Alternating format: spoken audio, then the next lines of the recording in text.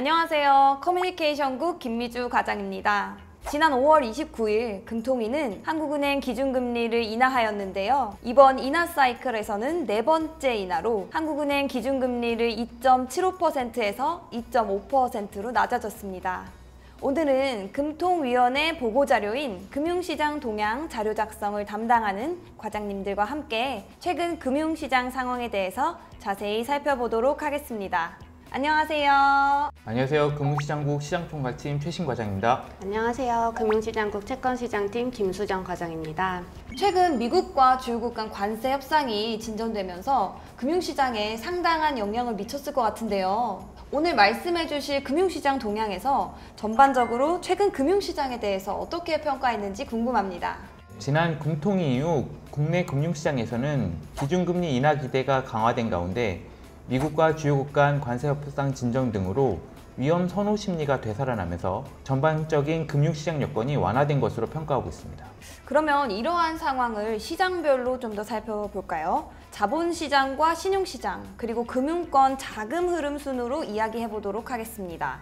먼저 자본시장을 보겠습니다. 전반적인 자본시장 모습은 어떤가요? 자본시장에서는 중단기물 시장금리가 하락하고 주가도 상당폭 반등하였으며 회사채 시장도 안정세를 유지하였습니다. 먼저 채권시장을 살펴보겠습니다. 국고채 금리는 지난 금통위 이후 경기 둔화 우려로 하락세를 이어가다가 5월 들어 미국과 주요국 간 관세 협상이 진전되고 미국 장기금리가 재정적자 확대 우려 등으로 급등한 데 영향받아 장기물을 중심으로 반등하였습니다.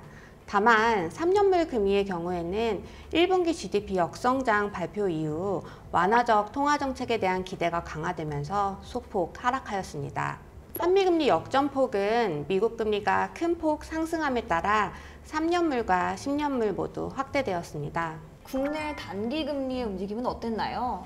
단기금리는 통한증권과 은행채 금리를 중심으로 하락하였는데요. 이는 MMF 수신이 증가해서 단기물 투자 수요가 확대되고 또 기준금리 인하 기대가 반영된 영향이었습니다. 그럼 만기별 국고채 금리 상황도 살펴볼까요? 국고채 수익률 곡선은 앞서 말씀드린 대로 단기 구간의 경우 하방 이동한 반면에 장기 구간은 상방 이동하면서 기울기가 가팔라졌습니다. 특히 10년 이상 장기 구간의 경우에는 추가 추경 편성 가능성 등으로 국고채 발행 물량 부담이 더해지면서 상승폭이 확대되었는데요. 이에 따라 10년, 3년 금리 차는 확대되고 30년, 10년 금리 역전폭은 축소되었습니다. 그러면 회사채 신용 스프레드의 경우는 어땠나요? 회사채 신용 스프레드는 금리 인하 기대 등으로 견조한 투자 수요가 지속되면서 하향 안정세를 보였는데요. 발행 시장에서도 수요 예측 참여율이 예년 평균 수준을 크게 웃돌면서 발행 금리도 대체로 낮은 수준을 보였습니다. 다음으로 외국인의 채권 투자 살펴보겠습니다. 외국인의 채권 투자는 어떤 흐름을 보이고 있나요? 네, 외국인 채권 투자는 4, 5월 중에 차익거래 유인 확대와 또 금리 하락 기대도 가세하면서 큰 폭 증가하였습니다. 그럼 외국인 채권 투자는 앞으로도 계속 견조한 모습을 보일까요? 지금까지 단기 차익거래 유인이 또 높은 수준을 지속하고 있고요. 또 본드 포워드 거래와 관련한 초장기채 투자 수요도 이어질 것으로 보여서 당분간 외국인 채권 투자는 증가세를 이어갈 것으로 조심스럽게 예상해 봅니다. 하지만 6월에는 국고채 만기 도래가 예정되어 있어서 증가세는 다소 약화될 가능성이 있습니다.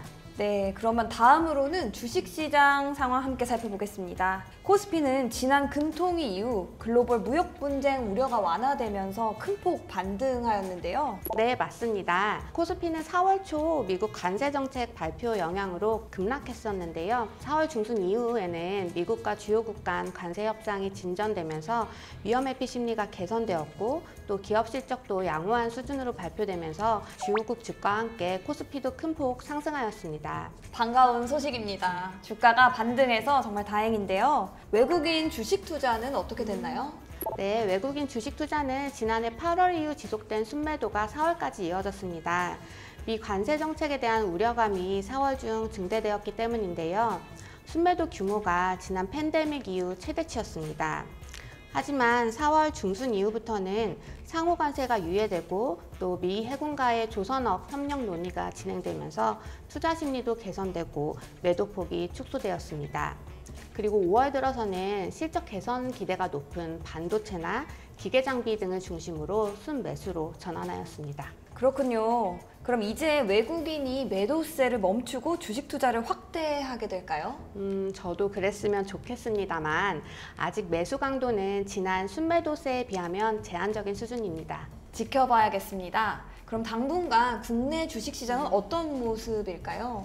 향후 국내의 주식시장은 예상치 못한 국내외 이벤트의 변동성이 확대될 가능성은 있지만 당분간 관망세를 이어갈 것으로 보입니다. 최근 무역 분쟁 우려가 지난 4월에 비해서는 다소 완화되었기 때문에 이는 증시의 긍정적인 요인입니다. 하지만 무역협상 최종 결과에 대한 불확실성은 여전히 높은 상황에서 수출 기업을 중심으로 실적 악화 우려가 커질 수 있습니다. 반면 국내의 정치적 불확실성은 완화되었고 또 대선 이후에 신정부의 내수 부양 정책 효과 등은 또 앞서 말씀드린 우려를 다소 상쇄하는 요인으로 작용할 것으로 보입니다. 네, 말씀 감사합니다. 다음으로는 신용시장에 대해 알아보겠습니다. 지난 금통위 이후 신용시장의 흐름은 어땠나요? 예, 지난 신용시장에서는 대출금리 하락세가 이어진 가운데 가계와 기업에 대한 신용공급이 확대되는 모습을 보였습니다. 그럼 은행 여수신 금리부터 자세히 살펴볼까요? 4월 은행 대출금리는 장단기 시장금리가 낮아지면서 가계와 기업 대출 모두 하락하는 모습을 보였습니다. 가계 주담대 금리는 장기 지표 금리인 은행채 5년물 금리 하락에 주로 영향받으면서 지난해 9월 이후 처음으로 4% 아래로 내려가는 모습을 보였습니다. 기업 대출 금리는 대기업 대출이 단기 지표 금리가 하락한 데다 일부 은행들이 저금리 정책 대출을 취급하면서 큰 폭 하락하였고 중소기업 대출은 은행들의 신용 리스크 관리 등의 영향으로 상대적으로 하락이 소폭에 그쳤습니다. 그렇다면 향후 은행 대출 금리는 어떻게 전망하고 계신가요? 향후 은행 대출 금리는 시장 금리를 반영하면서 대체로 하락 흐름을 이어갈 것으로 보입니다. 다만 주택담보대출 금리의 경우에는 5월 들어서 장기 지표 금리가 상당폭 반등한 데다 4월 이후 가상금리 조정도 은행별로 엇갈린 움직임을 보이고 있어 하방 압력이 크지 않을 수 있습니다. 은행 수신금리도 설명 간단히 부탁드립니다. 4월 은행 수신금리는 시장금리 움직임을 반영하면서 상당폭 하락하였는데요. 정기예금금리는 대출 증가세 확대에도 불구하고 그간 예수금 확충 등으로 은행들의 추가 자금 조달 요인이 크지 않아 시장금리 하락폭을 대부분 반영하면서 낮아지는 모습을 보였습니다. 네, 그럼 이번에는 가계대출을 살펴보겠습니다. 4월 들어 가계대출이 상당히 늘어난 모습이네요. 4월 금융권 가계대출은 전월에 비해 증가 규모가 상당폭 확대되는 모습을 보였습니다. 2, 3월에 늘어났던 주택 거래 영향으로 주택 관련 대출 증가 규모가 확대되었고 기타 대출도 상여금, 분기말 부실채권 매상각과 같은 전월의 계절 요인이 사라지면서 증가로 전환하였습니다. 네, 그럼 혹시 업권별로 보면 어떤 특징이 있었을까요? 예, 우선 은행권을 보면 주택 관련 대출은 개별 주담대 증가 규모가 확대되고 일부 대단지 재건축 이주권으로 집담대출도 감소폭이 축소되었습니다. 대출 제형별로 보면 정책 대출의 경우 전월과 비슷한 증가 수준을 보였으나 은행 자체 상품이 지난해 9월 이후 가장 높은 증가 규모를 보이면서 대출 증가세를 주도했습니다. 비은행권의 경우에는 계절 요인 소멸로 기타 대출 감소폭이 축소되면서 증가로 전환하는 모습을 나타냈습니다. 네, 그렇군요. 그러면 앞으로도 높아진 가계대출 증가세가 지속될 것으로 보시나요? 어떻게 될까요? 5월에는 증가 규모가 4월보다 확대될 것으로 보이며 이후 증가세가 점차 둔화되겠으나 최근 주택시장 상황 등을 고려할 때 그 속도는 다소 더딜 가능성이 있습니다. 최근 주택시장은 3월 하순부터 과열 양상이 다소 진정되는 모습을 보이고 있지만 서울 주택가격 상승세가 여전히 높고 거래량도 충분히 줄어들지 않는 모습을 보이고 있기 때문입니다. 그리고 이러한 흐름이 지속되면 6월 이후에도 가계대출 증가 압력이 높은 수준에서 유지될 가능성이 있습니다. 또한 금융 완화에 대한 기대가 지속되고 7월 3단계 스트레스 DSR 시행을 앞둔 선수요 등도 가계대출 증가세를 확대시킬 수 있는 만큼 이에 각별히 유의할 필요가 있다고 보고 있습니다. 그럼 기업의 자금 조달 중 은행 기업 대출은 어땠나요?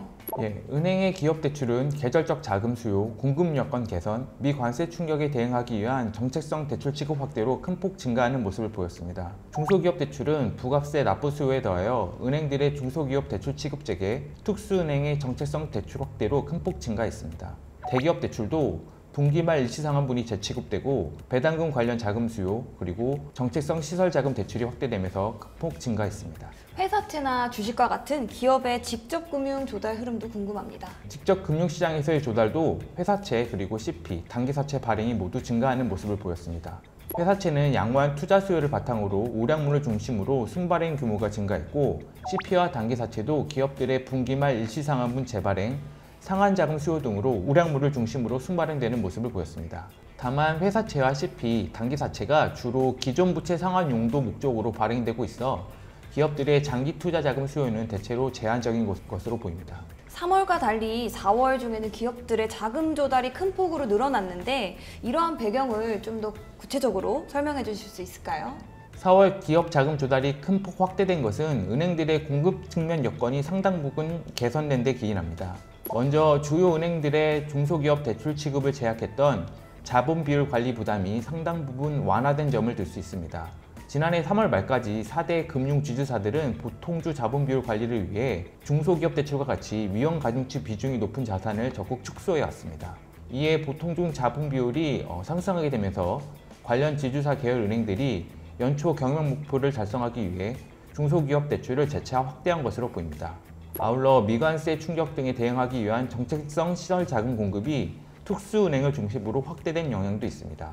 특수은행들은 첨단 산업과 수출 기업을 대상으로 특화 대출을 취급하고 반도체 설비 투자 대출도 상당 규모 취급하였습니다. 또한 일부 시중은행에서도 기업 금융 지원 프로그램의 일환으로 우량 제조 중소기업에 대한 금리 우대 자금을 공급하는 모습을 보였습니다. 그렇다면 기업 자금 수요 측면에서 보면 어땠을까요? 자금 수요 측면에서 말씀드리면 기업의 계절적 자금 수요, 일부 기업들의 재무 구조 개선을 위한 자금 수요로 자금 조달이 크게 증가한 모습을 보였습니다. 계절적 수요부터 보면 분기 말 부채 비율 관리를 위해 3월에 상환되었던 단기성 채무가 4월 중 상당 규모 재취급되었고 부가가치세 납부와 배당금 지급을 위한 자금 수요도 상당했던 것으로 보입니다. 또한 4월 들어 시장금리가 빠르게 하락하면서 일부 기업들이 재무구조 개선을 위해 회사채 발행을 크게 확대하면서 직접금융시장에서도 자금 조달이 크게 증가하는 모습을 보였습니다. 그렇다면 종합적으로 보았을 때 향후 기업의 자금 조달 여건은 어떻게 보시나요? 향후 경기 둔화에 대한 운전 자금 수요는 꾸준히 이어지겠지만 대규모 자금 수요는 크지 않을 것으로 보이며 은행권의 신용 리스크 관리도 지속될 것으로 예상되어 크게 늘어나기는 어려울 것으로 보입니다. 4월 기업 자금 조달분에는 3월 조달 규모 축소에 따른 계절 또는 기절적 반등 수요와 일시적 자금 조달이 상당 부분 포함되어 있는 만큼 기업의 자금 수요가 본격적으로 회복되었다고 보기는 어려운 것으로 판단됩니다. 또한 당분간 은행들의 리스크 관리가 지속될 것으로 예상되고 있어 일부 저신용 기업과 취약 기업들의 자금 조달의 어려움이 커질 가능성에 계속 유의할 필요가 있습니다. 마지막으로 금융권의 자금 흐름을 살펴보도록 하겠습니다. 과장님, 은행권의 자금 흐름은 원활한 상황일까요? 4월 은행 수시는 계절 요인으로 감소 전환하였는데요. 세부적으로 보면 수시 입출식 예금이 부가세 납부와 배당금 지급 등으로 기업 자금이 유출되면서 크게 감소했습니다. 반면 시장성 수시는 CD와 은행채 발행이 늘면서 증가했고 정기예금도 증가하긴 했지만 소폭 증가하는 데 그쳤습니다. 비은행 예금 취급 기간과 자사운용사 자금 흐름은 어땠나요? 비은행 예금 취급 기간 수시는 상호금융을 중심으로 자사운용사는 MMF를 중심으로 모두 증가했습니다. 전반적으로 종합해보면 금융권 자금 흐름은 지난달 은행으로 유입되었던 자금 중 일부가 계절 요인으로 인출되고 일부는 비은행 예금 취급 기간과 자사운용사로 이동한 것으로 보입니다. 세부적으로 살펴보니 지난 금통위 이후 국내 금융시장에서는 기준금리 인하 기대가 강화된 가운데 미국과 주요국 간 관세 협상 진전으로 위험 선호 심리가 되살아나면서 전반적인 금융시장 여건은 완화된 것으로 평가할 수 있을 것 같습니다. 그럼 앞으로 금융시장은 어떤 점에 유의해서 살펴봐야 할까요? 우선 미국과 주요국 간 무역 협상 진행 상황과 국내외 성장, 물가 흐름, 주요국 통화정책 경로, 또 추경 등 신정부 정책 방향 등에 따라 금융시장 가격 변수와 자본 유출입의 변동성이 확대될 수 있는 만큼 시장 모니터링을 한층 강화해 나갈 필요가 있겠습니다. 또한 내수 부진 장기화, 지방의 건설 부동산 경기 부진 등으로 저신용, 취약 중소기업과 자영업자의 재무 상황이 악화되고 자금 조달의 어려움도 커질 수 있는 만큼 기업들의 자금 조달 여건과 재무 상황 여력을 주의 깊게 살펴볼 필요가 있습니다. 아울러 가계대출 증가 압력이 충분히 완화되지 않은 상태에서 금리 인하 기대가 지속되고 3단계 DSR 도입을 앞둔 선수요, 신정부 부동산 정책에 대한 기대로 주택가격 상승 기대와 가계대출 증가세가 재차 확대될 가능성에 대해서도 계속 점검해 나갈 필요가 있겠습니다.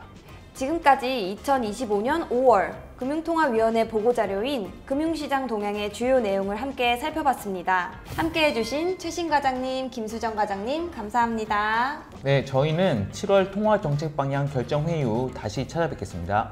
한국은행 유튜브 좋아요, 구독도 꼭 눌러주세요. 시청해주셔서 감사합니다. 감사합니다.